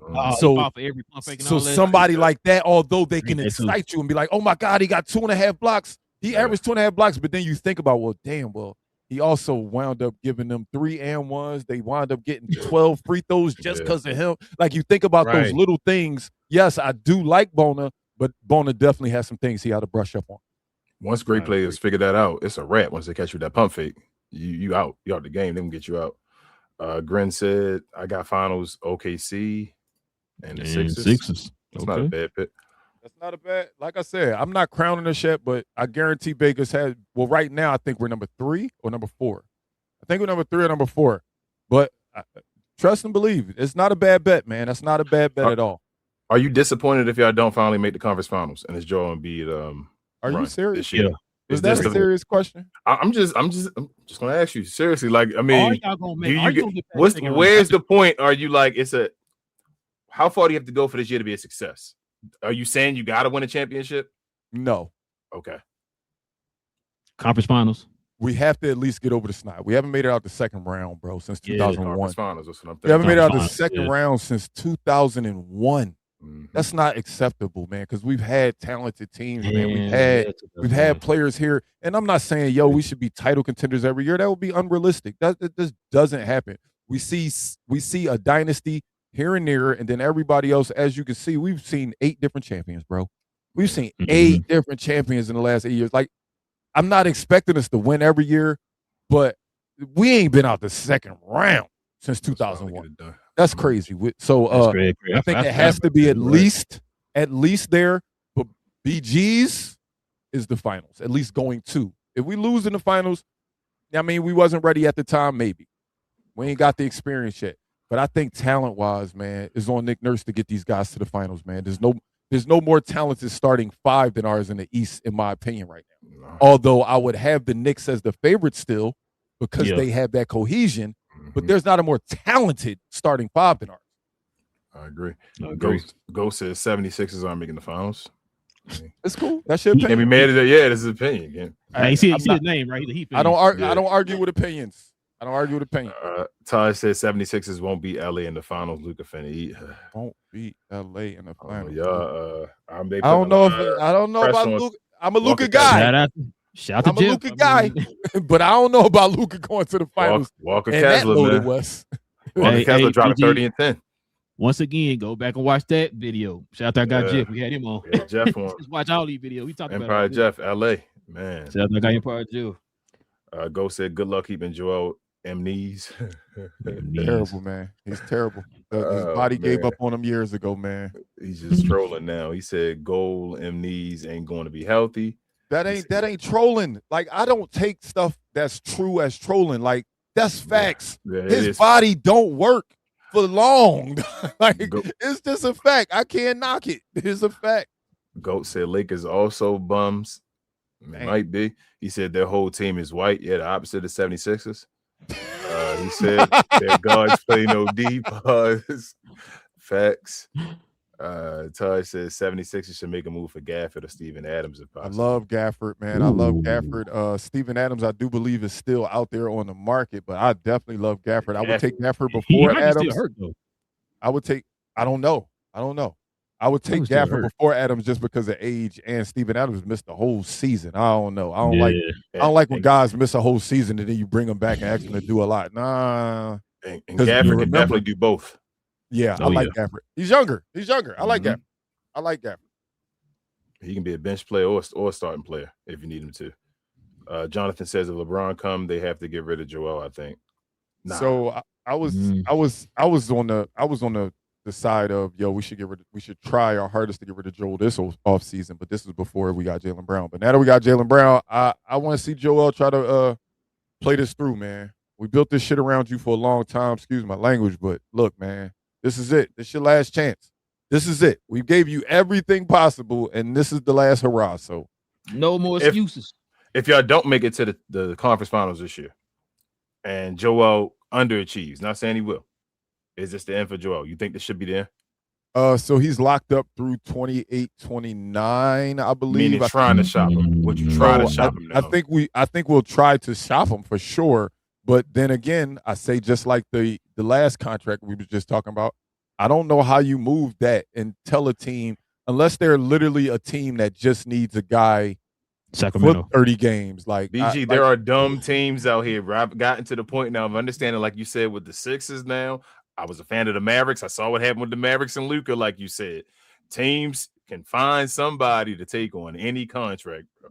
That's how it is now. You just got to be the right GM to make your due diligence. 27, 28, Joel Embiid is guaranteed $62 million. 28, 29, Joel Embiid is guaranteed $67 million. Send him to Brooklyn. Hey, hold on. Cleveland. Don't say no more. No, I'm telling you. Cleveland. I don't know if nobody that crazy. I'm going to tell you. Cleveland about to get James Harden a contract extension. Like, bro, these teams will do. Boston took on Paul George. We about to say he might fall off a cliff anytime now. These teams will do stuff. You got to find the right team that's foolish enough, because these GMs ain't all smart. They just regular people. What you mean? Oh, okay. Candy said it's great offense. That was a shot at Dallas, it sounds like. It's great offense, more important than great defense. In my opinion, it is, guys. Yep. Offense. You got to score the ball. You got to put the ball. Yep. You got to put the ball. You always use the example. Which one is more important, the MVP or Defensive Player of the Year? MVP all day. Yeah. It showed. Well, the Defensive Player of the Year beat the MVP. Yeah. Well, hold the Defensive Player of the Year. Who was MVP this year? Shea was, right? Yeah. Mm-hmm. No, he didn't lose the. Who was defensive? Yeah, the damn shit. Wemby. Who you think was the defensive player? I'm thinking Rudy Gobert for some reason. I'm sorry, it was Wemby this year. Probably. I'm thinking Rudy Gobert. You're right, but I mean that dude almost got an MVP. He almost set a standard for a different MVP. If Wemby would have won MVP last year, he'd have won it every year from this point on. If they'd have set it with that standard. I got a homeboy that's in the chat right now. I believe he's still in the chat, but he said he thinks we've seen the best of Wemby. He said there's he's not going to get any better. I mean, I don't think that's really high. That's much of a high take. I'm very critical of Wemby over here. I'm very critical. It's kind of shots. I don't think it's offensive. So I think he's generational defensively, but I think he got a bunch of holes offensively. And I don't know if he's going. And I think the way for him to get to another level offensively, he has to gain weight. Now, will he sit and actually go and get in the gym and sit, gain weight, get a move? Well, gaining weight, I think, will get him moves. And if he gains weight, he's going to want to gain weight and get moves in the post and all. I don't know if he wants to do that, one. And two, if he doesn't do that, like, I think he's just okay maybe being in that Spurs system, like being a Spurs player, even with taking that pay cut. Like, I got guys, Dylan Harper and them going to come take over for me and all that stuff. Let me just be the defensive machine. So nice. You can win a bunch of championships without being the best. You don't got to be the best player in the world to be winning championships. WM said Max is scoring machine now. Hard to turn it off once you go on. That's the scary part. We added a lot of talent to a guy that's literally finding out how to be a superstar. Facts. Space itself said Bronny James is better. Get it off the screen. Jackson. Why are you reading this? You just said you screen the comments. Come on, King. That's crazy. Why would you put that on the screen? Everything don't need light. W said facts. Max always has like 20 folks in the stands in San Antonio. Yeah, that's a fact. He said BG stay off the weed. Stephen A. That was when I was talking about LeBron when I was saying LeBron was the GOAT. I saw when that comment popped up. It was because I said Bron the GOAT. Look, it's just my opinion. I grew up. I'm blessed that I got to see both of them at their best. Well, all three of them, because I consider the three. You know, you got to go LeBron, Kobe, Mike. So I'm going to straight up say I got. I'm not in that order. Not in that order. I'm just saying. No, I'm like. You only got had them three as the top three. No. You one of the people. You one of the people that don't got Kobe in your three. I'm fine with that. Kobe and I Tim actually Duncan closer than respect. people say it is. That's how I feel. I agree with that Tim Duncan take. He just don't have moments. Yeah. You feel me? Like Tim Duncan just don't have the moments as much that people remember, and Kobe don't got that many playoff moments either like that. But we're gonna keep it. That's a different conversation to have, man. Different conversation to have. Let's see. Get through these. Andrew says LeBron not coming to Philly. He is going back to Cleveland. I think he is using us for his documentary. I believe it was always Cleveland. I'm either way, Brian. Just one more year. This is last year. It better be his last. The day that it was announced that he wasn't going back to the LA, Lakers, I said I would go to Cleveland. That's what I said. And before the Sixers was brought up, I said Cleveland. Max says LeBron just signed with San Antonio. I think he's true. Cap. That'd be a good move, though. Andrew said Golden State or Cleveland. I think we are in third as far as you guys are Philly. Philly, yeah. He said, guys, LeBron is not coming here. He doesn't want to win. He wants to play golf and play with friends. Jeez, man. Oh, are they for real? They saying LeBron just signed? They lying? Because somebody else is saying that. No, I ain't got no alert. Oh, okay. DC said I would have got some type of notification. Yeah, I ain't looking at my phone right now, so I don't know. DC said LeBron top 5 and he's 5. He's gonna say he's not 5. Hey, I'm not mad at that. As long as he's top 10, that's how I feel. Well, he should be top 5. Braun should be top 5. Jonathan said, I think the Golden State Avenue is open because I think Cleveland has to deny Harden or LeBron not going. It all depends on what LeBron want to take. He also said, why doesn't LeBron want to play here? Is it because he's afraid of losing in Philly? Because if he loses here, he would not get his flowers. You want to take that, BJ? I mean, I was going to say it's because of moving his family and all that. I think it's bigger. Yeah, it's not even. That's what I was going to say. I don't think that moving to Philly is the best move for his overall family, in my opinion, at all. I don't think he's scared of losing in Philly and not getting his flowers on it. Because, I mean, how many times have we seen somebody get a victory lap in the NBA? We've seen it in the NFL. We've seen John Elway go out back-to-back. We're about to see my dog Messi win back-to-back World Cups. But in the NBA, that don't happen at the end of people's career, like they go out on top. So I think LeBron's going to get his flowers if this is his farewell tour, no matter where he's at. But if he loses, it's not going to be like, oh, well, you lost your last season. Okay, it was his last season. The NBA players don't usually win at 42. Andrew said, I think LeBron goes to Cleveland and then Harden will regret opting out because I think he doesn't want to play with Harden because he's a choker in the clutch. Jeez. If they get over on Harden again, bro, I'm done. I've been saying, BG, you would know about that. I know about that firsthand. Look, hold on. Here we go again. Look, Bron hating that. What we say hateful? Ain't nobody. It's been love. I tell you, hey, Will, you can't say nothing, man. Will, didn't it feel like when they was going, like they really didn't like Bron? Like Bron did something to them. I just said Bron the second best player of all time, man. Not the way you was talking. But I said it's not close. But number one is like it's like just he closer to 3 than he is the 1, bro. Like that's how I feel. I feel like 4 is closer to 2 than LeBron is the 1. That's what's wrong with our generation, man. We scared to admit that. We've seen better now. Nah, we've seen better now. It's okay, y'all. It's okay. I get it. Jordan. I feel like we in the same era, but it's okay to say we've seen better. Than Magic. Bron is better than Magic. I will admit that. And a lot of people don't want to admit that. He's not better than Jordan, though. He is Magic 2.0. He's not even Jordan. That's not the guy to compare him to. Michael Jordan can even dribble the ball with his left hand. But go ahead, read the next comment, man. Read the next comment. Hurry up. How old are you? How old are you, man? Come on. And you said, I hope this LeBron thing ends tomorrow before he goes on the podcast, but I think this goes into August. I hope not. I hope not. Oh, man. LeBron again. I mean, what they talking? It's July 15th. Yeah. Oh, man. That's too much. That's if it going to August. Like I said, this is not even me saying, yo, I want you to come to the Sixers so bad. Don't hold the NBA hostage. Like y'all said, the narrative stuff. The way that Rich Paul and LeBron James kind of holds the NBA hostage every 2 summers is not fair, man. Just make your decision. I get this is a life-altering decision. This is the last decision LeBron's going to make in his career. This is the last one. Is. So I get it's important, but come on, bro. Don't hold the NBA hostage like for another 2 weeks. That'd be crazy. Yeah. All day says the AJ Styles of the NBA old but still athletic. Hey, I get that reference. Check out We Talk Combats. We'll talk about it at the end of the show. We got another show. Talk about that kind of stuff. But Jonathan said, "Fool gatekeepers, F moves should happen after his decision is made." That's what we just Floodgate. That's what he was talking about, just as far as LeBron. Like, but you know that's when stuff really actually starts happening. Once LeBron signed, that's when every free agent's every team's gonna start filling out their rosters. Yep. Willie said, "I feel y'all, but Bron that work all around. Without the media, we would not have this conversation." I'm not. So Willie, that's what I'm saying. We can call a spade a spade. I'm not saying that Bron don't have good media, or it's not like that's when we call out the bad, it doesn't mean we're not saying the good. That's what I want folks to know over here. Like I'm just calling out, he's just calling out the other half of it that he doesn't like. That don't mean he hasn't talked on the part that he does. Like, you feel what I'm saying, Paul? It's like it's other stuff as well, but he just has some media things that he does as far as, I mean, Rich Paul has a podcast right now. Literally. It's just a different era, man. We seeing the players, like you said earlier, the players controlling the narrative now instead of letting the organizations control their careers. Luke says, man, y'all bugging. Y'all just went in a long rant about LeBron, the narrative, but won't ever talk about Jordan gambling, cheating on his wife, the cocaine dealer, locker room bullying, and so on. I will. You want me to talk about it right now, Luke? All that led to wins. So why would I talk about it like it didn't? Nothing bad happened from it. Hey, matter of fact, you know who else talked about it, Luke? You know who else talked about it?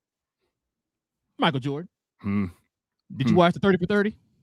Last Dance. He talked about it afterwards. Listen to what Luke is saying is Mike didn't have to live it with the world knowing everything about it. If if TMZ had Mike sitting there at a gambling table drunk every other day, yes, he would have had to handle things differently. And I do believe in my heart, King, that you wouldn't have always said they ended in wins if he had to deal with the scrutiny of the world knowing everything about him. I think that's what Luke is saying, is that because we're living in this era, that Mike might not have survived this era because of social media, and because of the media narrative. That's what I gave Bron credit for. That's what I literally said earlier, as far as Bron, the way he protects himself on social media, like he has to deal with the scrutiny more than anybody else. I understand that. Jordan never had to deal with that, but that don't got nothing to do with basketball. Like that's development of the game. Jordan, hold up. Jordan had to deal with stuff that Magic and Bird had to deal with because they were dealing with recorded stuff when they switched it over. Do you feel like the game just evolves over time? That's just the game. That had not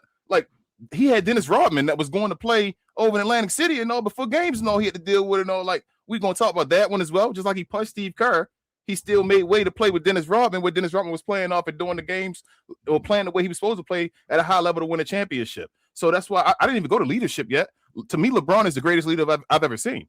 Like I'm not, as far as on the basketball court, I don't have to, like I said, just because I say one thing don't mean I'm saying you don't have to associate that with everything I'm saying. That don't mean I'm saying LeBron is trash at everything he does. I'm just saying the league. I'm just going as far as the individual grading them against each other. When you picking apart the greats, I got to grade them against the greats. I feel good, bro. I'm sorry. Well, now you pretty much said everything I was about to say because I know we live in a time where mic on me, dog. You gonna stop dropping the mic on me?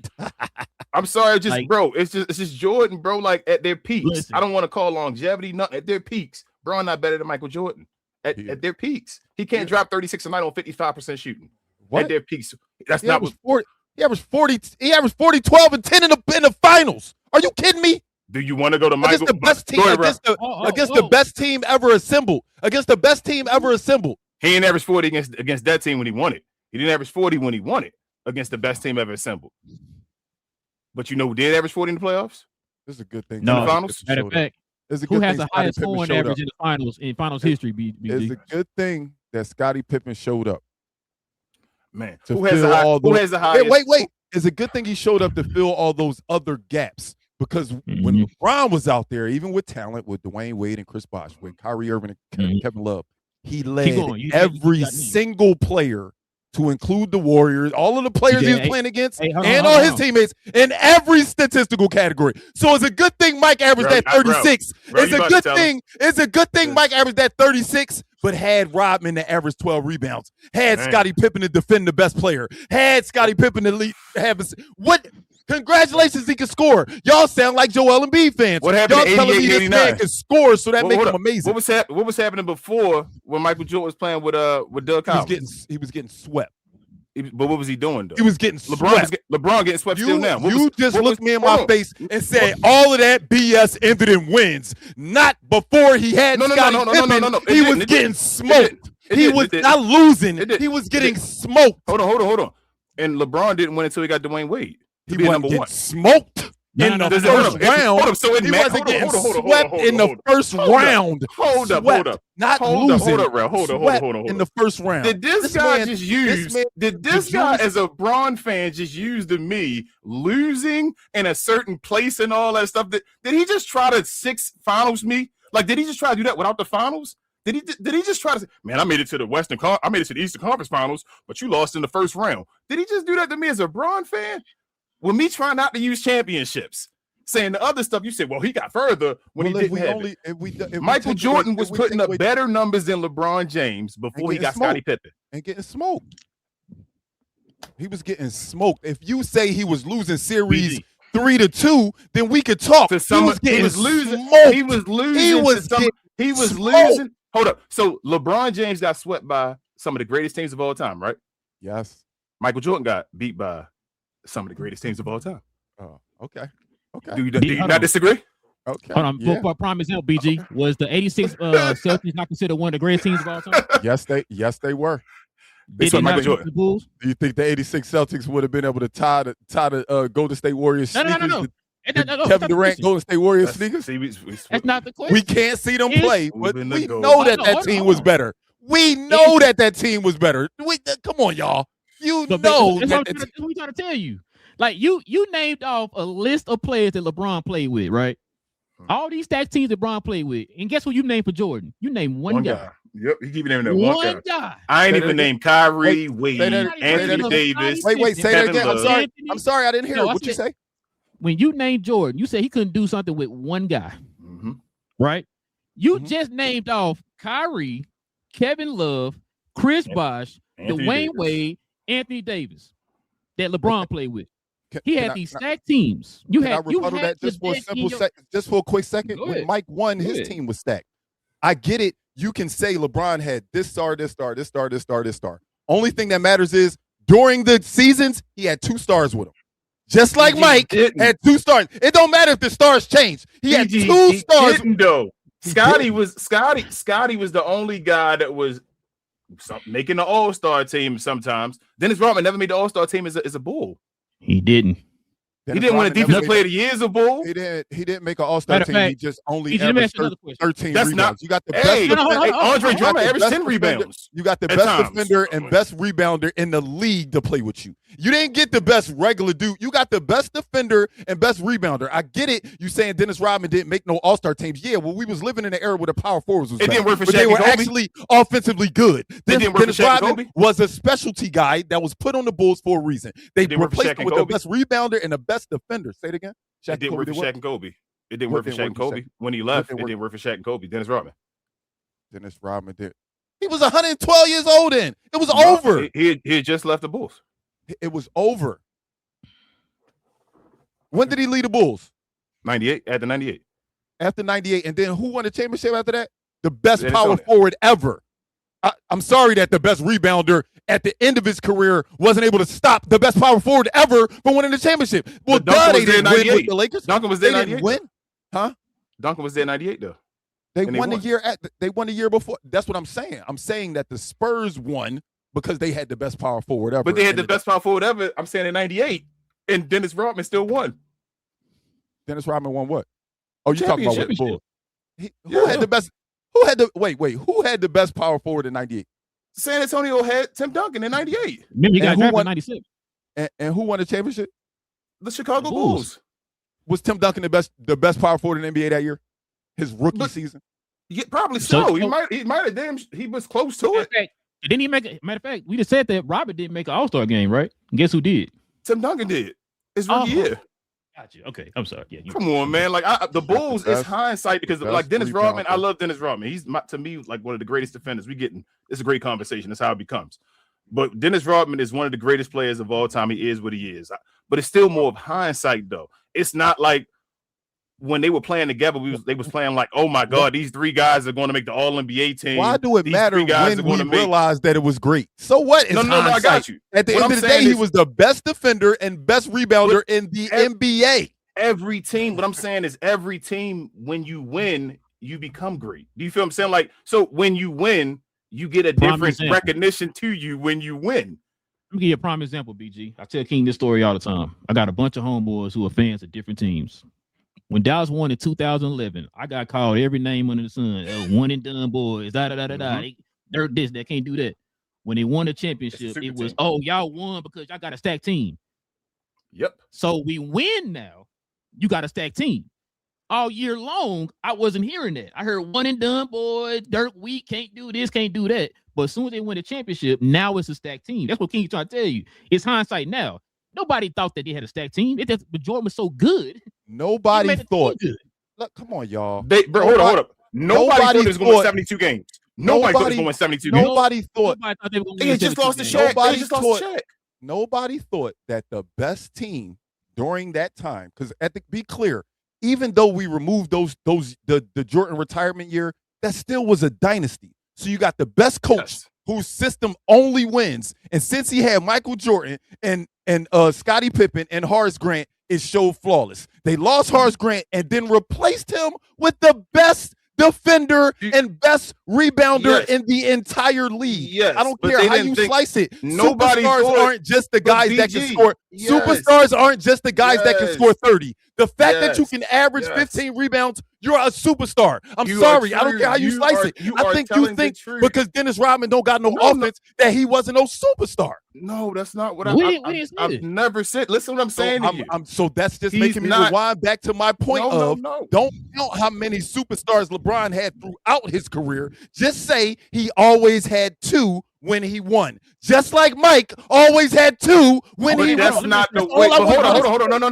BG, hold on. Let me ask you one question, BG. Let me ask you one question. So you put a player like Rodman on the same level of a D Wade? No, I don't put him on the same level, but I still is he not a top 75 player all time? No, let me ask you a question. Hold on. Yeah, he is. You're right. But we all know there's levels. Like Draymond is not the same as Charles Barkley. We talk, you know what I'm saying? Like you're not. Agreed. Are you going to build? Let me ask you. Hold on. Let me ask you a question. Are you going to build a team around Dennis Rodman? Just because I'm not going to build him doesn't mean he's not a superstar in his role. That's all I'm saying. He's a superstar in his role. Yeah. All superstars aren't 30-point scorers. But when you win a championship, players become superstars in their role. That's what you got to do to be a champion. Hey, that's what we're trying to tell you. What you're saying is not wrong. We're not arguing that. But listen to what we're saying, though. There's levels to it, right? When you say superstar, it's misleading because you're making it seem like, he played with a big 3, right? A guy that, this guy can get you 30, that guy can get you 30, that guy can get you 30. All these guys are Chris Bosh, D Wade, and LeBron on the team, right? No, he is just like Draymond. He is a superstar at his role, right? That gets him to the Hall of Fame because he was so great at his role for those championship teams. You can't be misleading and say he's a superstar because people gonna start thinking like, he's a superstar. You can build around him too. You cannot build around Dennis Rodman. That's not how that Dennis Rodman was done. He had went to San Antonio after winning the 2 defensive player of the year, and they thought he was done. That's why Chicago got him. And then Michael Jordan, like we said in '95, they said 45 ain't the same. Shout out to Nick Anderson and all that stuff. They did not expect him to win 72 games in '96. That's all we said. They did not expect him to win 72 games in '96. They thought Michael Jordan was 45, was done, was not the same. And they thought Dennis Rodman was done. In that 72-game season, you believe that Michael Jordan and Scottie Pippen were the only superstars on that team. Again, yes. He's not scoring 30, but when you got a guy, when you build a roster and you got a guy like Michael Jordan, who hell of a scorer, even though he always leads the league in missed shots, adding the best rebounder in the world. He didn't say that. He didn't say that. I said it because it's a fact. What does Michael Jordan average as far as field goal percentage for his career? That's what the bet is. No, I got you. But why are we talking about the most missed shots ever is LeBron James? Because he has the most shots ever. So that's I'm simply saying you're playing. That's on narrative. Hear me out. I'm saying in individual seasons, one player always let him misses. In individual seasons, one player doesn't. But this player played 25, so he eventually caught you. That's why he eventually has more misses than Mike. But Mike has led the league in misses 9 times. But BG, in 15 years. Why would you use that as a stat when the guy's shooting over 55%? Like, do you feel what I'm saying? Like, why would you use that as saying, hey, bro, he missed a bunch of shots? Because when the dude shot over 55%. I'm utilizing why adding Rodman to that roster was a superstar move. Because when you Draymond Green, was Draymond Green a superstar on that team? No. Then Dennis Rodman not a superstar on that team. Then that's Draymond like Green. they superstars at what they play, at what they do, but they're not superstars. Is all we saying. Like what they do is them. at its highest level. Yes, that gets him into the Hall of Fame, especially with the players they played around. That gets him to the Hall of Fame. But you're not building a team around Draymond Green. And I agree with that. I agree with that. That please don't think that's my take that I'm saying that. No, like I said, what you're saying is gonna be a little misleading to people in the comments. Yeah, I don't think you don't got to be a superstar to be in the Hall of Fame. That's what I think. You don't got to be a superstar to be in the Hall of Fame. You got to be a star player. He's not just in the Hall of Fame. He's a top 75 player. So I mean, Draymond Green should be too. And next time they make the list, but he's not. No, he's not. Then he would make the top 100. Dennis Rodman is a top 75 today. Don't tell me what Draymond's going to be when they add 25 more. I'm talking about right now. I'm talking about what time? We done seen. You know how many killers we done seen came in the NBA? He didn't have to make that top 75. BG was he in the top 50? Huh? Was he in the top 50? No. Why wasn't he? Because he wasn't in the top 50. Was he playing? No. But why wasn't he in the top 50? Was he playing? He was playing. I know. So he had to wait over time to be in the top 75, like you said, right? To be in the top 75, yes. So Draymond Green gonna wait over time to be in the top 100. Correct? Draymond Green won't be in the top 100. I'm letting you know that. All right. You think Draymond Green will be in the top 100 play? Yes. Because this is the difference. Yes. Hear me out. They give more credence to individual talent than they've given to team success. Although Draymond has the team success, I don't think he has the individual talent to automatically get you. You got to think about it. We got 20. Hear me out. We got 25 players that's going to be added, and we already got 9 right now that we think got snubbed. So that's 9 right off the rip. That's 9 right off the rip. Draymond gonna make it over Vince Carter. He gonna make it. I love Vince Carter in this. Do you think in 25 years? Do you think in 25 years that he'll make it before Anthony Edwards? Like right now is motherfuckers that's gonna move them out. Listen, it's people right now that's gonna make sure Draymond BG in 25 years, if Anthony Edwards is a guy that don't win a ring, yes, Draymond Green will be above him. No, that's not. Yes, Draymond, he will be above Carmelo Anthony, Allen Iverson on the list. Come on. I know on the list right now. You can't act like not having a championship is going to automatically remove him. It is, but what that's I'm all saying I'm saying. Is if he puts up the numbers that AI and Melo have been putting up, I'm telling you what Draymond has accomplished. Like Draymond, I don't think you know his hardware. He got about his he might got more All-Star games than Dennis Rodman. He got more All-Star games. He got more defensive player of the year. That's what I'm saying. He got more than Dennis Rodman. Part of a dynasty too. You know what I'm saying? With this new team. He got one less ring. He got one less ring and more other hardware than Dennis Rodman. And we said it. Then let's keep going through that. That's a good conversation though. BG, we gotta have you here for a regular NBA. I love it, man. I love it. Let's get about 3 more in, man. I got you. Let me move towards the night. Let me at the bottom. Izzy said Minnesota will win the West. We knew Izzy was going to be here. Yeah, of course. Let me see if I can get some. How would Rudy Gobert out there? I hate shots fired. I can't stand Rudy Gobert. RV says, to be honest, he's going to the Warriors. I could see that. Him finishing with Steph would be cool. Let's see. I guess he said I sound crazy. Maybe we could find another. We could have found another. Oh, he talking. I think he talking about you, BJ. What he say? Lawrence. He said that man sounds crazy. I thought he was talking about me at I first. probably do, man. I'm a passionate guy.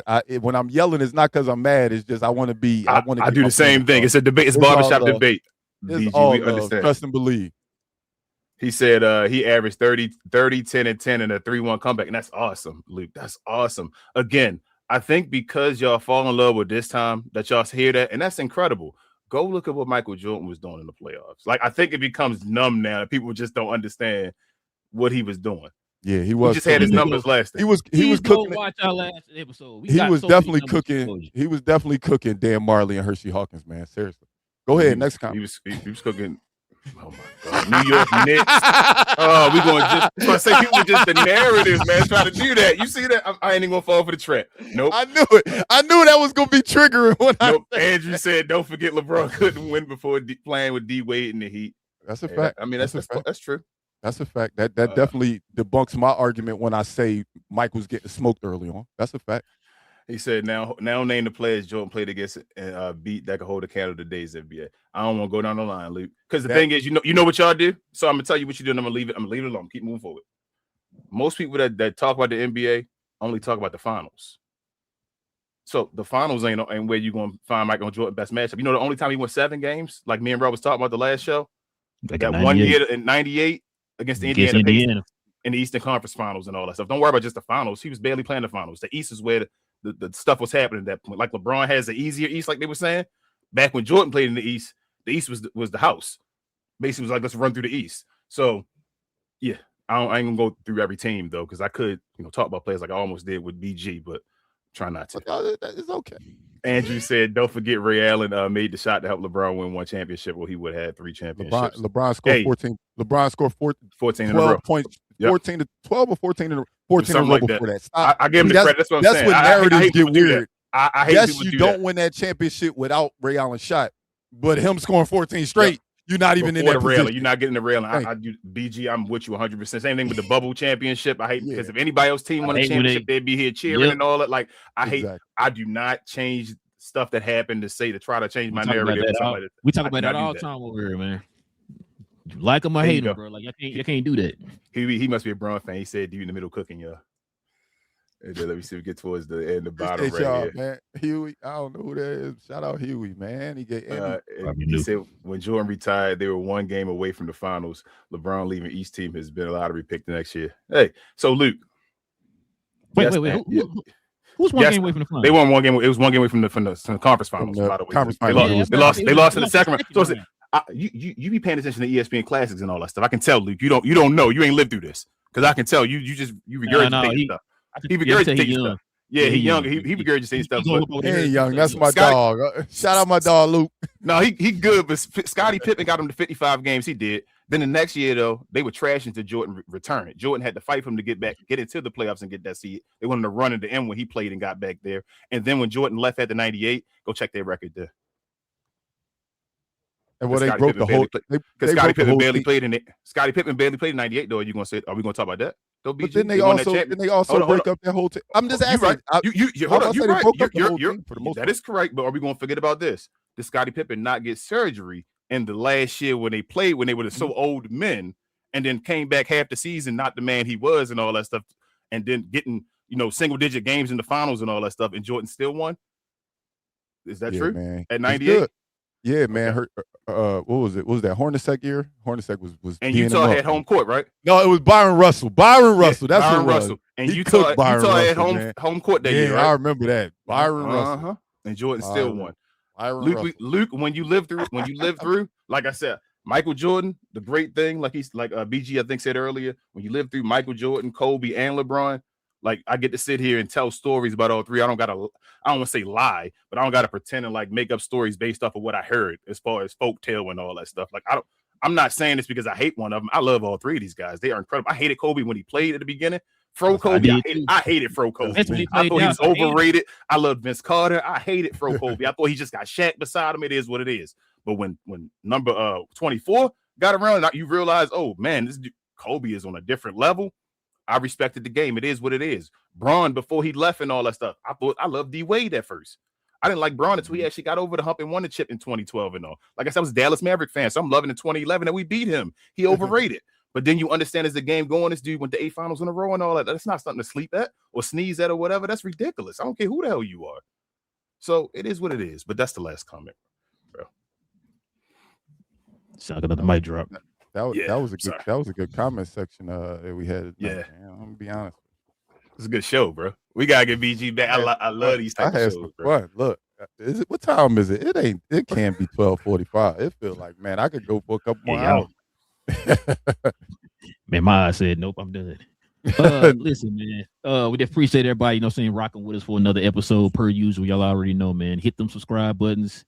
Hit them likes. We do this every Monday, Wednesday, and Friday morning, y'all. So join us over here for the conversation. Shout out to the folks who just subscribed to the channel, man. Shout out to y'all. Shout out to Kyle, who just became a member of the channel. So shout out to him as well.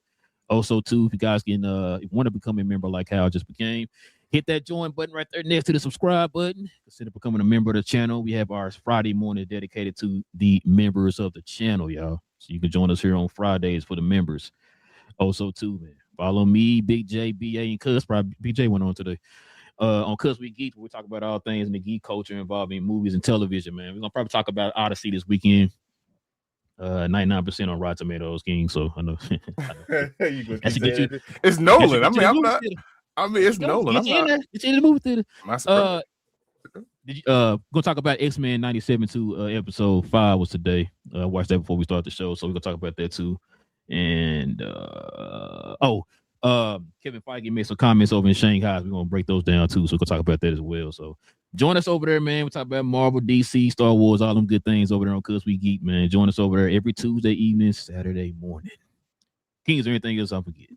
Share, more share, y'all. Like is the equivalent of a share. Also follow myself, Queen, Travis, BA, and sometimes Devin on We Talk Combat. So we talk all things combat sports and sports entertainment. Like to call us the best, brightest, and the blackest combat review show there is on YouTube or anywhere else. We do watch alongs every day of the week, damn near, other than Sunday. Well, sometimes with Sundays as well for PLEs on Discord as well as on YouTube from time to time. Just be a subscriber to get access to the Discord. And then we do recap shows on Sunday afternoons around 3 p.m. where we talk about the week of WWE product and anything else, maybe boxing and MMA. So if you're interested in that type of stuff, combat sports and all, come on over to that channel, give us a like and a subscribe. And with all that being said, the floor is yours, BG. Please let the folks know where they can find you, what you're up to, and all that good stuff.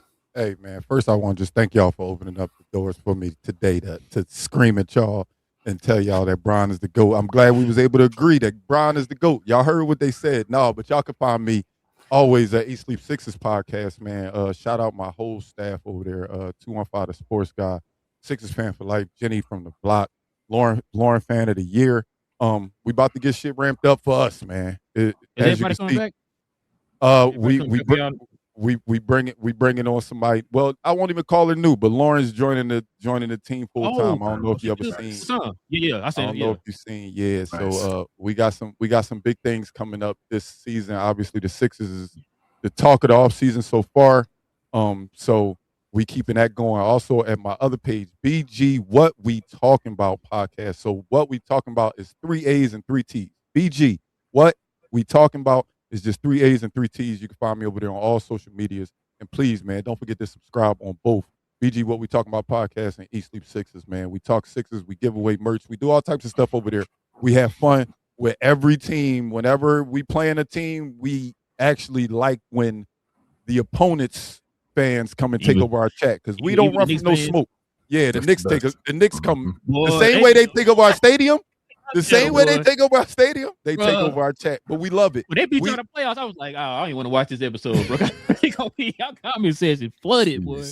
Yeah, they show up in a big way. But we invite it, man. We don't want to be just a show that everybody's agreeing about the Sixers doing this. We want to come in here and debate the same way me and King was debating. That's how we want to debate, man. So please show some support over there on all social medias, TikTok, Instagram, YouTube, Twitch, everything. We are everywhere. But again, man, Rel, King, I definitely want to thank y'all for having me on tonight, man. I always love talking Sixers, and even more, I love talking sports. So I'm down anytime, man. I'm down anytime. My God. And also, all this stuff is in the description. I'm going to include his personal channel as well in the description after the show. So I got you on both of them. I'll tag both of them and all that stuff. So check out our description for all of his links and all. Oh, yeah, just going to say something else. No. Yeah, man, listen. That's a wrap. Yeah, it's a wrap. That's it. Bye, y'all. I was playing. Listen, man, we're gonna be back here on Friday morning. We'll talk about more NBA stuff. I don't know what we're talking about yet, but we'll talk about something, man. Y'all know. Ron signing to the Sixers, probably. We'll see. We'll see. But I didn't hear for the last 2 weeks. This the day, or this the week, or this the 24 hours, or 48 hours, or whatever. But we still ain't got no. They don't care about us, man. Come on, LeBron, we need content, man. Give us something here. But yeah, man, look, we'll be back here on Friday, man. Y'all already know, man. This is Cap and Crown NBA podcast, man. The boy Rel got King in the building. I guess BG. We'll be back here on Friday, y'all. Same cap time, same Crown channel. No cap. Hey. Cap and Crown, man. Listen, I'm gonna tell you right now, BG. I don't even.